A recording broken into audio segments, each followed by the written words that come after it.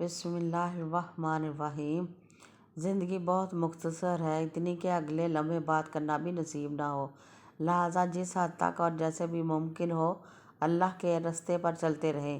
چل نہ سکے تو خود کو گھسیٹتے رہیں، بھلے ہانپتے ہانپتے وہی جم جائے، مگر اپنے گمان کو اللہ سے ناامید نہ ہونے دے، کیونکہ ایمان سے بڑی کوئی شے نہیں۔ بے شک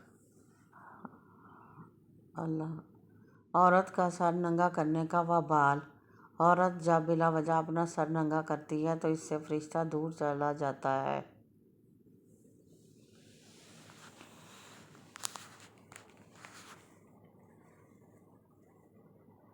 استغفر اللہ۔ ملک الموت، یہ کال آپ کو کسی بھی وقت آ سکتی ہے، اور مزے کی بات یہ ہے کہ آپ اسے اگنور بھی نہیں کر سکتے۔ کل نفس ذائقۃ الموت، تیار رہیں۔ رشتہ داروں سے منہ موڑنے کی نقد سزا۔ فرمان مصطفیٰ صلی اللہ علیہ وسلم، کوئی گناہ ایسا نہیں جس کے مرتکب کو اللہ تعالیٰ آخرت میں عذاب کے علاوہ دنیا میں بھی جلد سزا دیتے ہوں، سوائے ظلم اور قطع رحمی۔ رشتہ داروں سے تعلق توڑنے کے یعنی ظلم اور قطع رحمی کی نقد سزا دنیا میں بھی ملتی ہے، اور آخرت کا عذاب اپنی جگہ ہے۔ استغفر اللہ، استغفر اللہ۔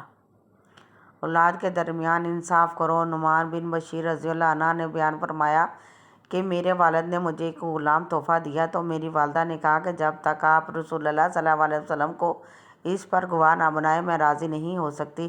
چنانچہ حاضر خدمت ہو کر رسول اللہ صلی اللہ علیہ وسلم سے یہ معاملہ عرض کیا تو رسول اللہ صلی اللہ علیہ وسلم نے دریافت فرمایا کہ اسی جیسا تحفہ تم نے اپنی تمام اولاد کو دیا ہے؟ انہوں نے جواب دیا کہ نہیں۔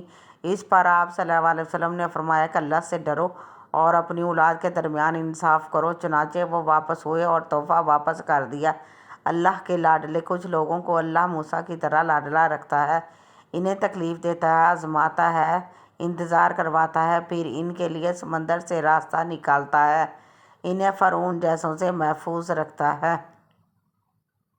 بے شک فرمان امام جعفر صادق، جب تمہارا کوئی رشتہ دار محتاج ہو تو پھر باہر صدقہ نہ دو۔ دجال سے پہلے دنیا کی حالت۔ رسول اللہ صلی اللہ علیہ وسلم نے فرمایا، دجال کے خروج سے پہلے کے چند سال دھوکہ فریب ہوں گے۔ سچے کو جھوٹا بنایا جائے گا اور جھوٹے کو سچا بنایا جائے گا۔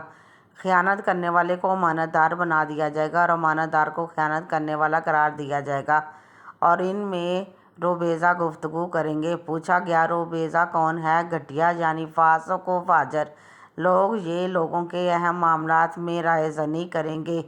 استغفر اللہ، استغفر اللہ، اللہ معاف کرے۔ مصنوعی بال لگوانا حرام ہے۔ رسول اللہ صلی اللہ علیہ وسلم نے فرمایا، سر کے قدرتی بالوں میں مصنوعی بال لگانے والیوں پر اور لگوانے والیوں پر اور گوندنے والیوں پر اور گندوانے والیوں پر اللہ نے لعنت بھیجی ہے۔ توبہ میری۔